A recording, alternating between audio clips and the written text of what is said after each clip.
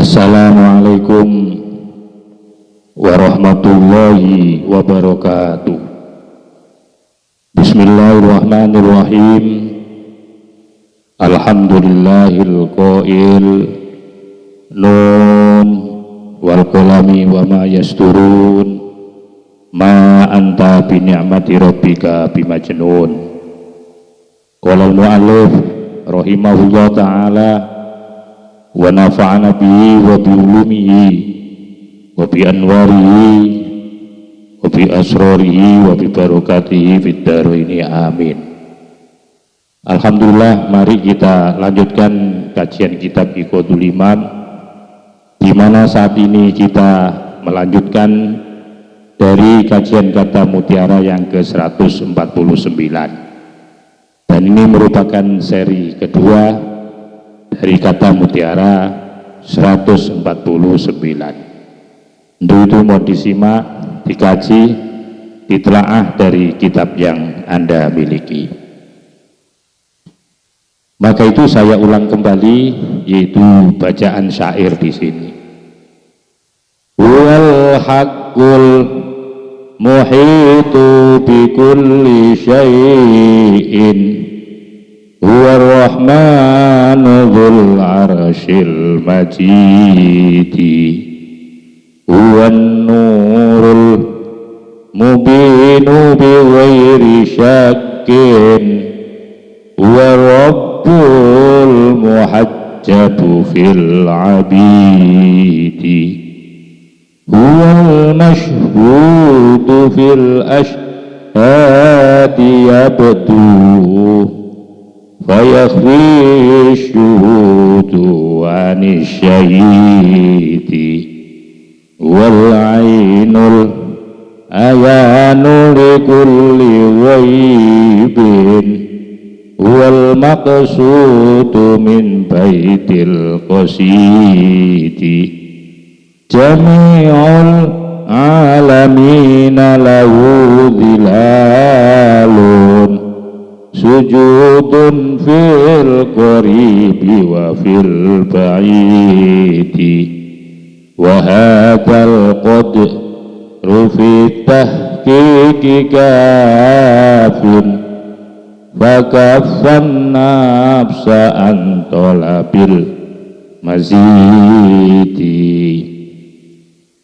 wal haqqul muhitu bi kulli syai'in huwa dialah Allah al-haqqu, zat yang maha hak, al-muhitu, yang mempunyai sifat meliputi, menguasai bi kulli syai'in, terhadap segala sesuatu. Artinya bahwa Allah adalah zat yang menguasai terhadap segala sesuatu, bukan Allah dikuasai oleh sesuatu. War-Rahmanu, dialah Allah Ar-Rahmanu, yang mempunyai kasih sayang, Dzul Arsyil Majidi, yang mempunyai kekuasaan aras, Al-Majidi, yang maha mulia. Wan Nuru, dialah Allah An-Nuru, sebagai nur, Al-Mubinu, yang nyata, bi ghairi syakkin, yang tanpa ragu. Wa Rabbu, dialah Tuhan Al-Muhajjabu, yang selalu ditutupi, fil abidi, pada penampilan para hambanya. Wal masyhudu, dialah Allah yang bisa disaksikan fil hasyadi, yaitu pada makhluk-makhluknya, ia betul tampak. Wa yakfihi, maka kemudian menyamarkan kepada Allah apa asyhudu, makhluk ini, minasyahidi, dari Allah yang bisa, yaitu dilihat ini. Wal ainu, dialah Allah al-ainul ayanu, zat yang nyata, bikulli ghaibin, terhadap segala sesuatu yang samar atau gaib. Wal maksudu, dialah yang dituju, min baitil qasidi, dari tempat-tempat atau dari rumah orang yang menuju. Artinya Allah lah sebagai sentral tujuan setiap kehidupan ini.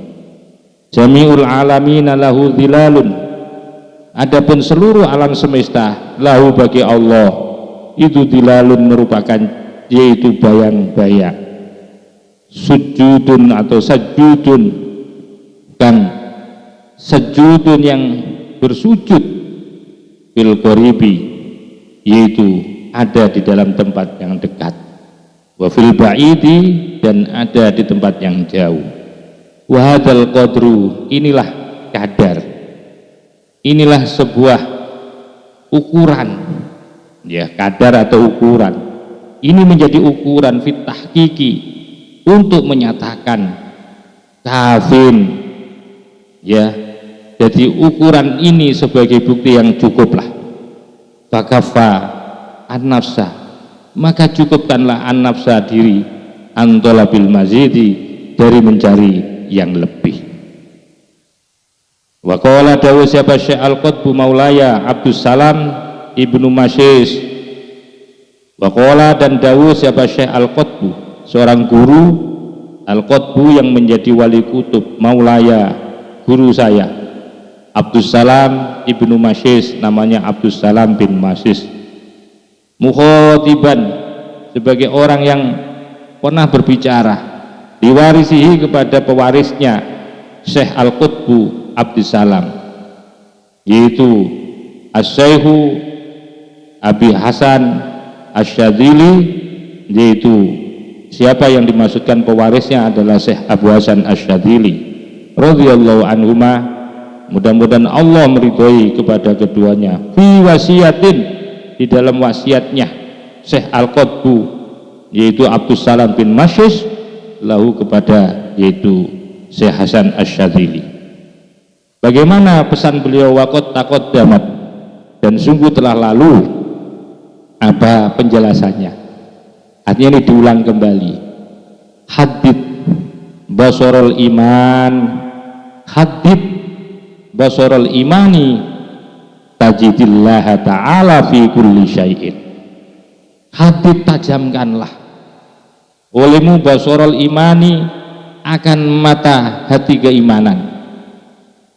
Kalau engkau, Abu Hasan Asy-Syadzili, mau mempertajam mata hati imanmu, tajid, pasti engkau akan bisa menemukan Allah Ta'ala fi kulli syai'in, pada setiap sesuatu, wa inda kulli syai'in, dan pada atau di sisi setiap sesuatu, wa ma'a kulli syai'in, dan engkau akan menemukan Allah bersama dengan segala sesuatu, wa qabla kulli syai'in, dan engkau akan bisa menemui Allah, menemukan Allah sebelum segala sesuatu, wa ba'da kulli syai'in, dan engkau juga akan menemukan Allah setelah segala sesuatu, wa fawqa kulli syai'in, dan di atas segala sesuatu, wa tahta kulli syai'in, dan engkau juga akan menemukan Allah di bawah segala sesuatu, dan engkau akan menemukan Allah qariban, dekat, min kulli syai'in, dari segala sesuatu, dan engkau akan juga menemukan Allah muhiton, yang menguasai, bi kulli syai'in, terhadap segala sesuatu, bi qurbin, dengan dekat. Huwa, yang adapun sifat dekat itu atau dekat itu adalah wasuhu, menjadi sifatnya Allah.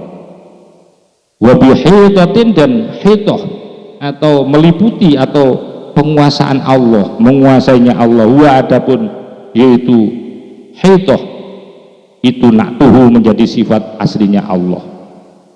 Nah, coba perhatikan kata-kata wasiatnya, yaitu Ibnu Masyis kepada Syekh Abu Hasan Asy-Syadzili, di mana kata-kata itu adalah penuh dengan kata-kata yang harus dimaknai, tidak seperti makna yang kita pahami, ya, tidak bisa disamakan, ya, tentang posisi Allah dengan makhluk.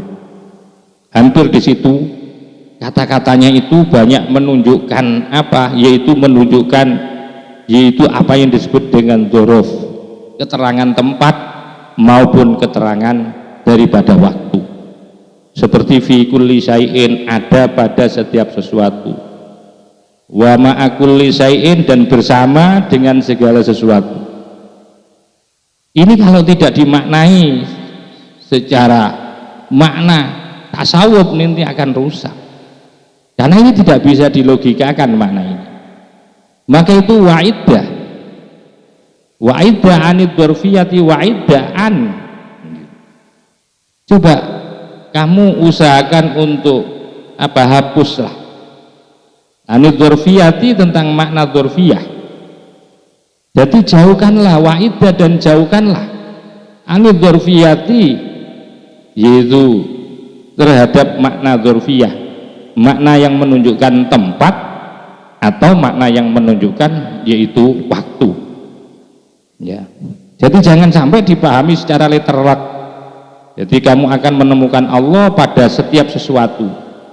Yang namanya pada setiap sesuatu kan artinya yaitu benda kan, atau akwan, atau dunia. Kalau kamu artikan bahwa engkau akan menemukan Allah pada segala sesuatu, berarti Allah itu berkumpul atau berada di tempat itu kan.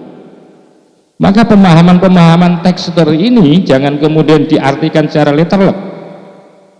Maka itu wa'idha anid dzarfiyah, jauhkanlah olehmu anid dzarfiyati, dari makna dzarfiyah. Ya, dzarfiyah itu hampir seluruh kata-kata tadi itu banyak dzarfiyahnya. Begitu juga wal hududi, jauhkan dari batasan-batasan. Wa anil amakini, dan jauhkan dari tempat-tempat yang kamu pahami, wal jihati, dan sisi-sisi arah barat timur, ya, arah barat timur selatan utara atas bawah, itu jauhkan makna-makna seperti itu ketika bicara tentang eksistensi Allah. Wa anis suhbati, dan jauhkanlah dari makna suhbah. Suhbah itu selalu bersama. Satu misal, innallaha ma'as sabirin, sesungguhnya Allah itu selalu bersama dengan orang-orang sabar. Dan makna ma'a atau suhbah bersama di sini jangan engkau bayangkan secara logika. Jadi Allah itu jauh dari makna as-suhbah, jauhkan dari pemahamanmu tentang as-suhbah wal qurbi, dan dekat itu fil masafati, ada di dalam makna jarak-jarak. Wa anid dauri, dan jauhkanlah juga Allah, bahwa Allah selalu mengelilingi bil makhluqati, terhadap ciptaan-ciptaan Allah itu seakan-akan Allah itu selalu ada di ruangannya makhluk. Wamhaqo, dan hapuskanlah olehmu al-kulla, semuanya itu biwasfihi, ya, akan sifatnya Allah. Jadi jangan sampai kamu kemudian logikakan makna dekat itu diartikan dekat dengan makna jarak, makna berkumpul. Begitu juga innallaha ma'as sabirin, kamu artikan berkumpul, berikhtilat. Itu jauhkanlah, hapuskanlah. Wamhaqo, dan hapuskanlah al-kulla, seluruhnya biwasfihi, dengan sifatnya Allah al-awwali, yang maha awal, wal akhiri, dan yang maha akhir, wal dhahiri, dan yang maha dhahir, wal batini, dan batin. Wa huwa, adapun Allah, huwa ya Allah, wa huwa, adapun Allah, huwa yaitu Allah, huwa ya yaitu Allah, wujudnya itu karena ada siapa Allah, Allah. Wala syai'a, dan tidak ada sesuatu apapun ma'ahu, bersama Allah. Nah ini akhirnya pemaknanya begitu. Jadi Allah itu ya Allah sendiri, ya adanya Allah, ya Allah adanya seperti itu adanya. Tidak ada sesuatu apapun yang selalu bersama Allah. Maka itu jauhkanlah dari pemaknaan-pemaknaan dzarfiyah itu, jauhkanlah, ya. Kamu ketika memahami tentang ayat-ayat atau penjelasan-penjelasan tentang di mana Allah di situ ditunjukkan dengan yaitu huruf-huruf dzaraf atau isim dzaraf, itu jangan kamu artikan seperti pemaknaan dzaraf, keterangan tempat dan waktu seperti yaitu makhluk. Karena itu wala syai'a, dan tidak ada sesuatu apapun mau bersama Allah. Wa adapun Allah al-ana, sekarang, alama, atas sesuatu, alaihi, atas ma, itu karena ada siapa Allah. Artinya bahwa adanya Allah sekarang itu ya adanya seperti adanya sebelum-sebelumnya, seperti adanya Allah sekarang itu ya seperti adanya sebelumnya, tidak berubah, begitu loh. Qala dawuh ya ba'duhum, sebagian para ulama tasawuf maksudnya, wa nabah, dan mengingatkan, memberikan satu catatan besar biqaulihi, ketika harus menjelaskan, yaitu ba'dhum sebagian ulama, dengan lafaz apa itu wa'iddah, jauhkanlah itu, ala annama, atas sesungguhnya sesuatu jaro yang berlaku, fi kalamihi, di dalam kalamnya ba'dhum. Jadi ini satu kebiasaan yang sudah berlaku, ya, pendapat ini sudah pendapat yang memang berlaku di kalangan para tasawuf itu, ya. Tentang apa itu minadzurufi, yaitu menjelaskan tentang, yaitu dzorof. Dzorof itu artinya keterangan, kata ganti keterangan tempat maupun yaitu waktu atau zaman. Jadi sebagaimana berlaku yang menjadi kajiannya para ulama-ulama sufi yang terkait dengan dzorof itu, laisat, tidak ada atau bukan yang dimasukkan dzorof itu bizamaniyatin, dengan dzorof zaman, atau yang menjelaskan tentang waktu, wala makaniyatin, dan juga tidak pula dzorof yang menjelaskan atau yang bersifat makaniyah, tempat. Jadi jangan sampai diartikan seperti itu, dan itu memang berlaku, kata-kata seperti itu memang selalu berlaku dan selalu digunakan oleh para sufi. Tetapi yang dimaksudkan, ya, bahwa dzorof itu bukan dzorof yang dimaknai dengan menjelaskan tentang waktu dan tempat. Karena sesungguhnya dzorof itu min jumlatil akwani, termasuk bagian daripada makhluk. Wa innamaya, dan sesungguhnya dia adapun dzorof yang dimasukkan dzorof itu adalah umurun zauqiyatun, yaitu urusan yang bersifat zauqiyah. Zauqiyah itu rasa, gitu loh. Jadi tidak bisa dimaknai ketika Allah bersama orang-orang sabar itu, tidak bisa diartikan bersama itu artinya dengan jarak dekat, selalu berada bersamanya, ya, dengan menggunakan dzorof yang kita pahami itu. Jadi yang dimaksudkan dzorof itu di sini lebih kepada umurun zauqiyatun, yaitu urusan yang bersifat zauq, yang bersifat rasa. Maka itu fa'taqid, maka yakinlah engkau kamalat tanzili, akan kesempurnaan tanzihin, akan kesempurnaan kesuciannya Allah, wa butlanat tashbihi, dan batalnya, ya, yang menyerupai Allah. Jadi jangan sampai kamu itu meyakini dengan dengan kekurangan-kekurangan Allah yang kamu samakan dengan makhluk, ya. Maka itu beriktikadlah, beryakinlah bahwa Allah adalah zat yang maha sempurna dan jauh dari keserupaan dengan makhluk. Wa tamasaka, dan berpegang teguhlah engkau biqauli azza wa jalla, dengan dawuhnya Allah azza wa jalla, yaitu Allah azza wa jalla. Kaitannya dengan ayat laisa kamitslihi syai'un wa huwas samiul basir. Laisa, tidak ada kamitslihi, yang serupa dengan Allah, sepadan dengan Allah, syai'un, sesuatu apapun. Artinya di dunia makhluk ini tidak sama dengan Allah. Nah, ketika Anda bicara tentang sesungguhnya engkau akan bisa dapati Allah pada tiap sesuatu, atau pada sisi setiap sesuatu, atau bersama dengan segala sesuatu itu, jangan diartikan sama dengan keberadaan makhluk. Jadi tidak ada yang bisa sama, ya, sesuatu apapun ini dengan Allah tidak ada yang sama. Wa huwa, adapun Allah itu as-sami'un, as-sami'u, zat yang maha mendengar, al-basiru, yang maha melihat. Asy-Syura ayat 11. Nah, setelah itu wasallim, ketika sudah melihat seperti ini, kamu tinggal begini aja, wasallim, serahkanlah dzalika, akan hal itu, di ahli kepada ahlinya, ahlinya hal itu. Artinya serahkan semua ini sesuai dengan pemahaman orang-orang sufi. Fa'innahum, maka sesungguhnya mereka ahli hakiko, ahli ma'rifah, ala basiratin didasarkan atas mata hati.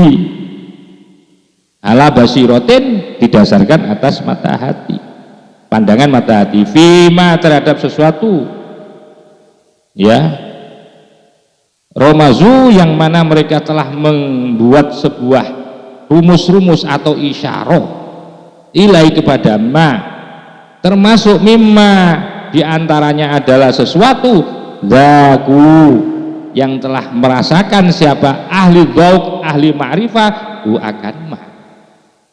Jadi kalau terkait dengan hal-hal yang seperti ini, jangan kemudian engkau menafsiri sendiri, ikuti apa kode-kode rumus-rumus yang telah dibuat oleh orang-orang ahli ma'rifat, di mana mereka lah orang-orang yang telah merasakan, ya, wajadu, dan mereka telah menemukan siapa ahlu ma'rifahu akan sesuatu tadi.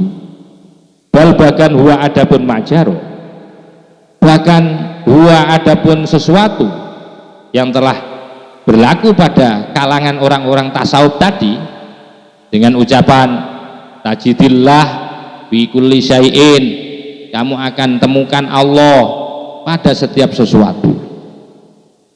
Itu jangan diartikan secara logika, maka ikutlah apa yang dipahami oleh para sufi, karena itu urusan umurun dzauqiyatun.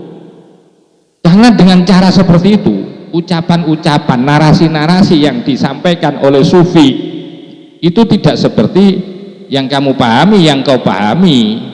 Dan mereka sudah punya kode-kode. Karena apa? Mereka telah yaitu merasakan pengalaman spiritual, sehingga dibuatlah kemudian kode-kode.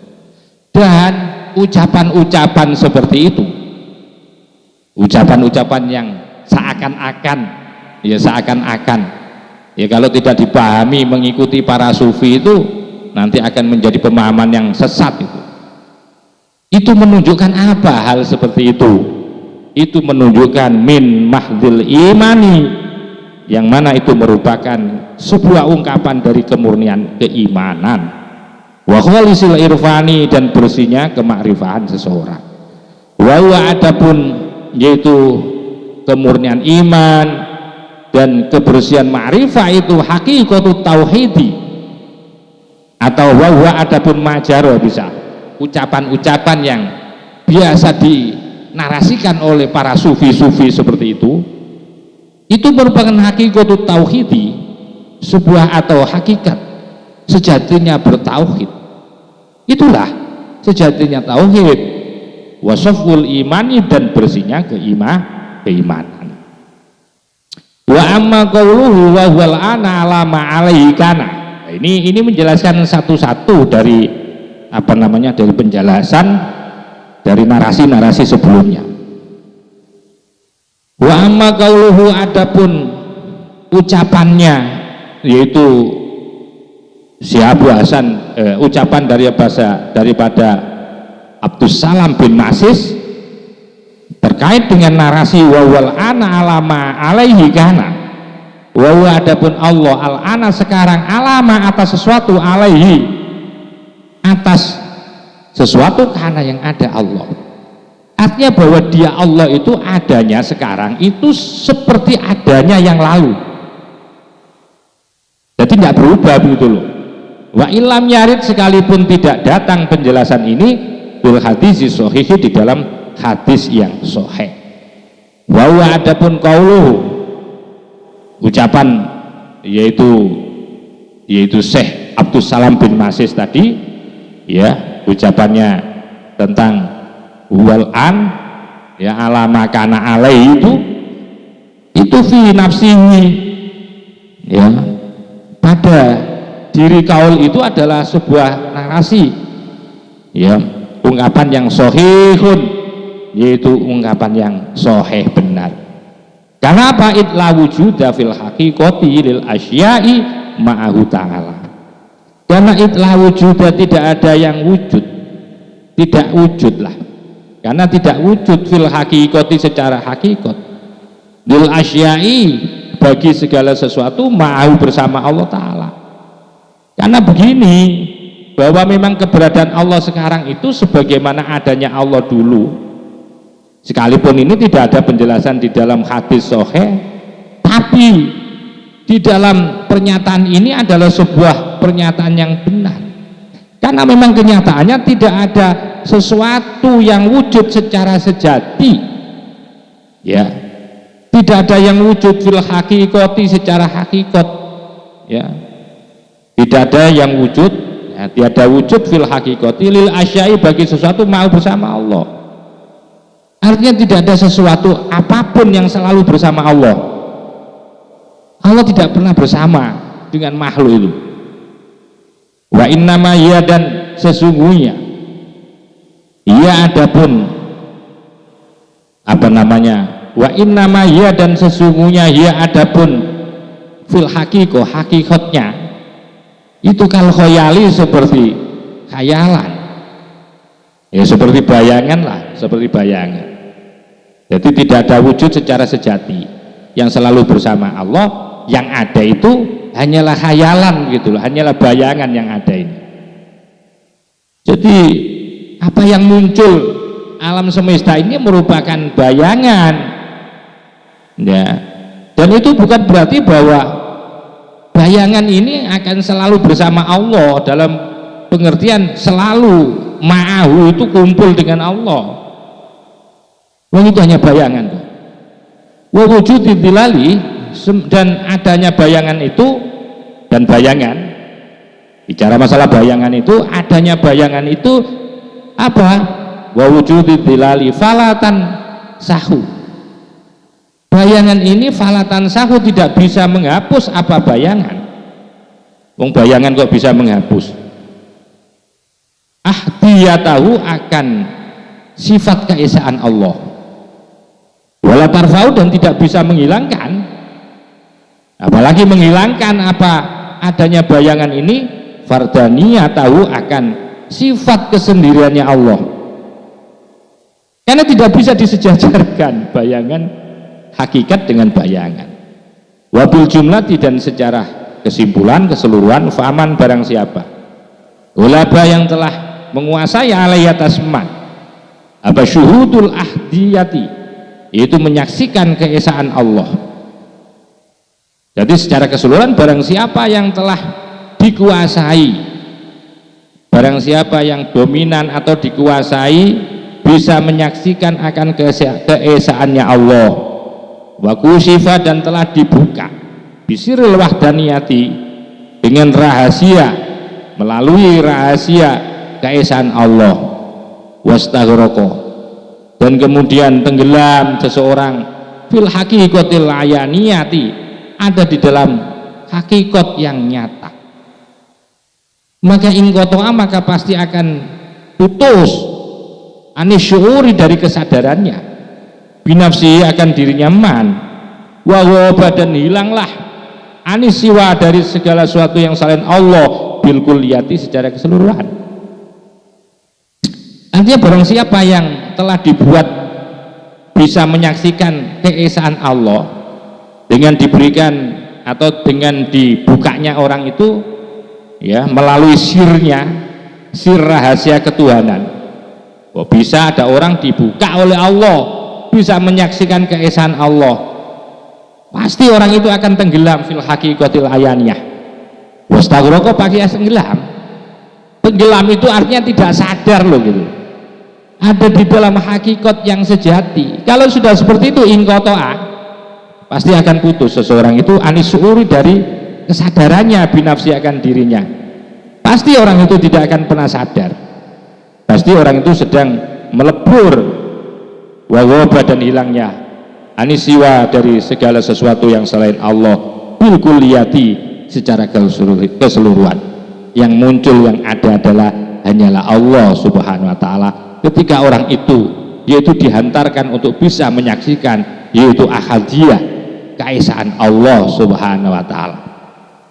Wa in rudda, nah, kalau kemudian dikembalikan lagi ila syuuri, kepada kesadaran, bihi, dengan sesuatu yang selain Allah.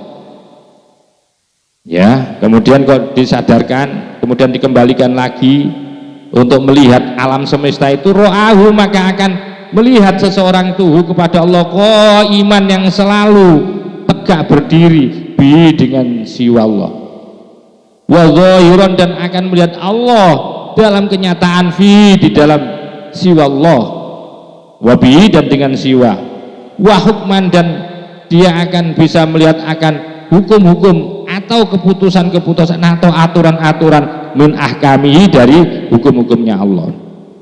Nah, ketika orang itu dikembalikan kepada kesadaran, ya kesadaran, dia bisa melihat akan apa? Akan yaitu kekuasaan Allah berupa alam ini, bahwa alam ini tidak bisa lepas dari Allah, dan ini memang nyata, memang melihat Allah dengan nyata, yaitu melalui alam semesta ini, ya, melalui alam semesta. Artinya luar biasa memang, ya.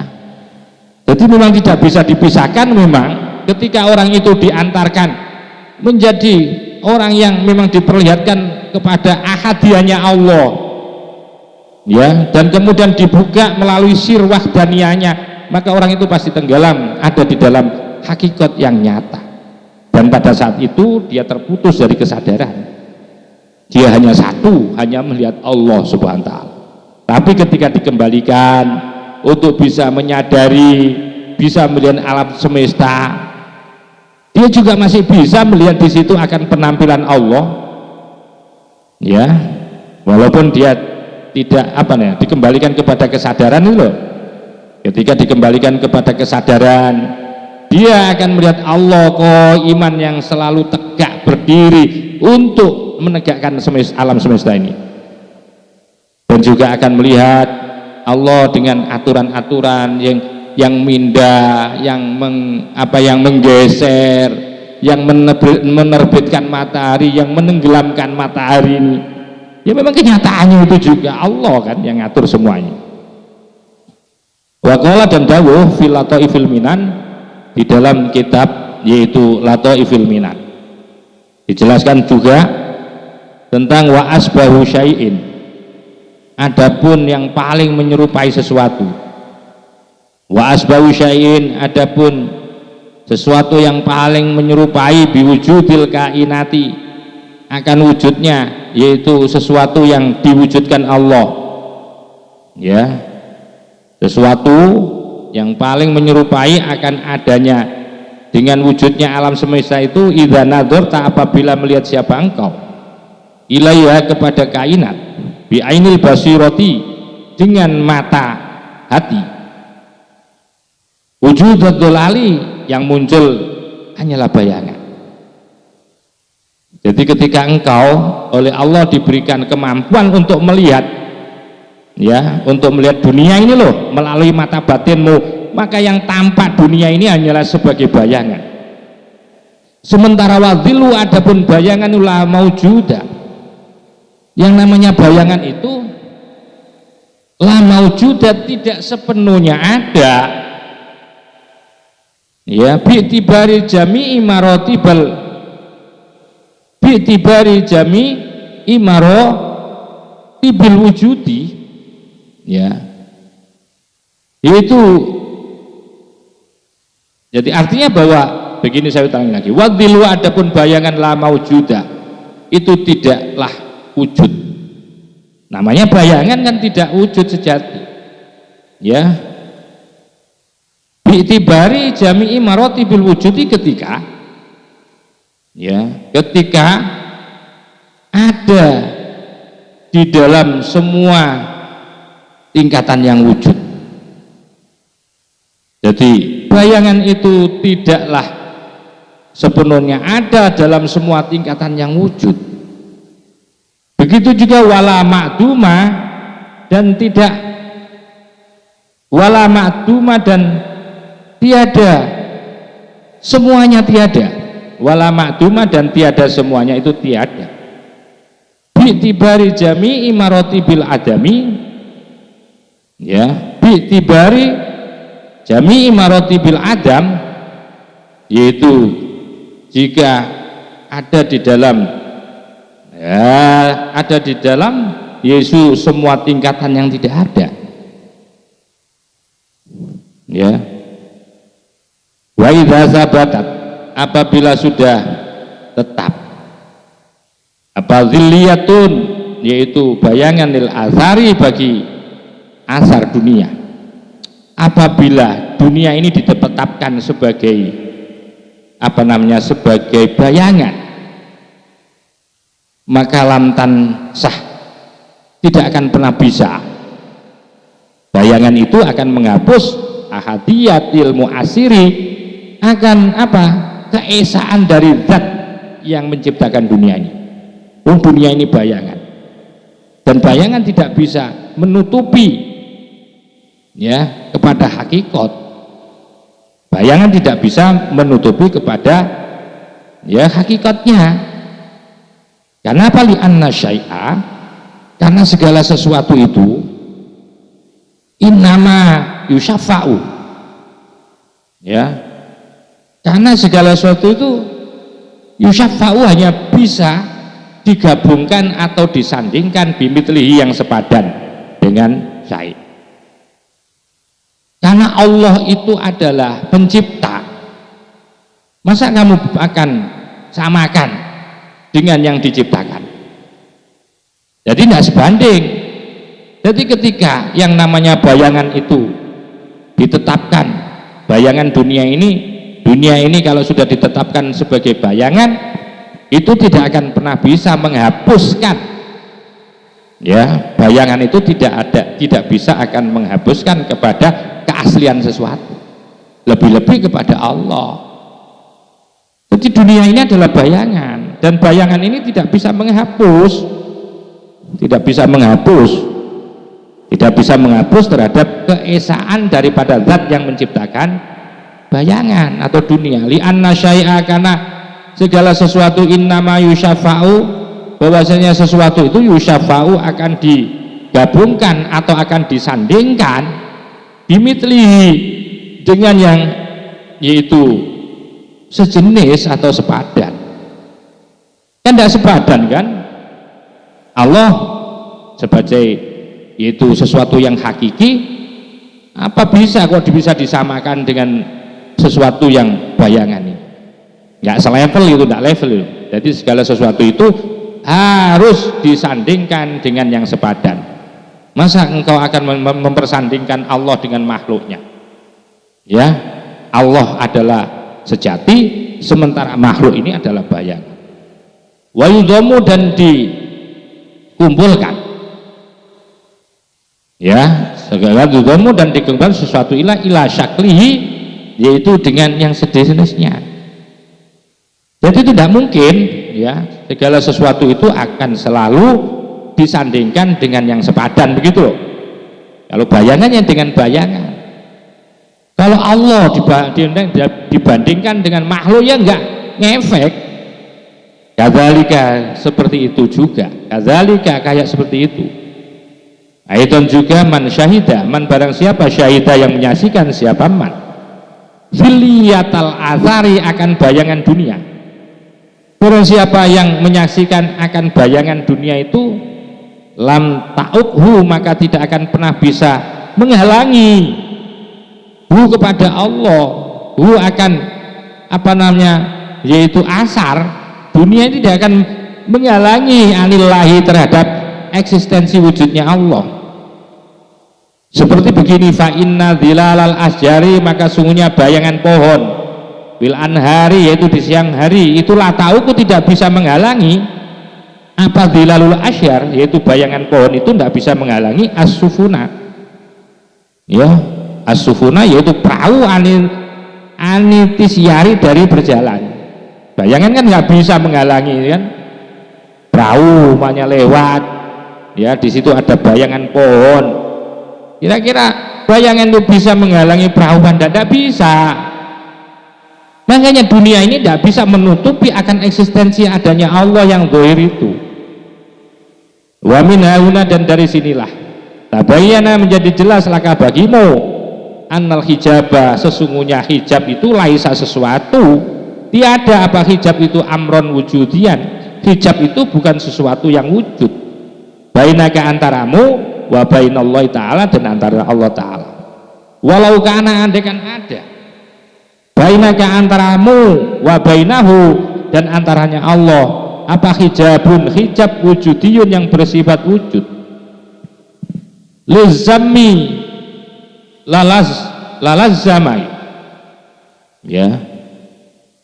Walau kana bainaka wa bainahu hijabun wujudiyun lazamma, maka pasti akan tetap. Andaikan ada loh hijab antaramu dengan Allah, yang namanya hijab yang wujud, itu pasti ayyakuna akroba, pasti ayyakuna ada pama akroba, lebih dekat ilaika kepadamu minhu dari Allah. Sementara wala syai'a, dan tidak ada sesuatu apapun akroba yang lebih dekat minallah, dari Allah. Farajaat, maka kembali apa hakikatul hijabi, yaitu hakikat hijab itu dikembalikan, hakikat hijab itu ila tawahumil hijabi, yaitu kepada apa, yaitu kepada khayalan atau dugaan adanya hijab. Itu hanya dugaan doang. Walamma kororo, dan ketika sudah menetapkan musonib amrul wahdati, tentang masalah satu, wanafya wujudil ghairiyati, dan menafikan wujudnya yang sesuatu yang selain Allah. Istasyara, maka akan bisa mengetahui, ya, seseorang itu istasyara, maka akan merasakan, akan mengetahui, sailan, dengan selalu, yaitu meminta atau bertanya, yaqulu, yang berkata siapa, sa'il lahu, kepada man, wa hadhil mukawwinat, dan inilah sesuatu yang, hadhil mukawwanati, dan inilah sesuatu yang diciptakan, al-dhahiratu, yang tampak.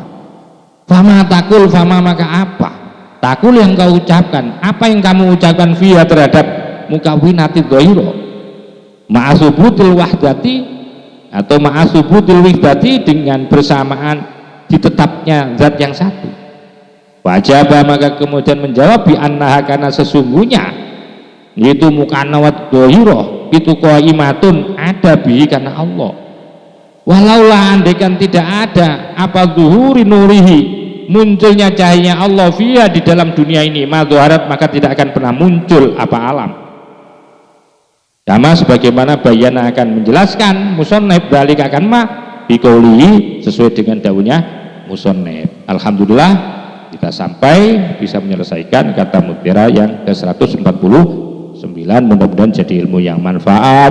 Wa khairan, wallahul muwaffiq ila aqwamit thoriq. Wassalamualaikum warahmatullahi wabarakatuh.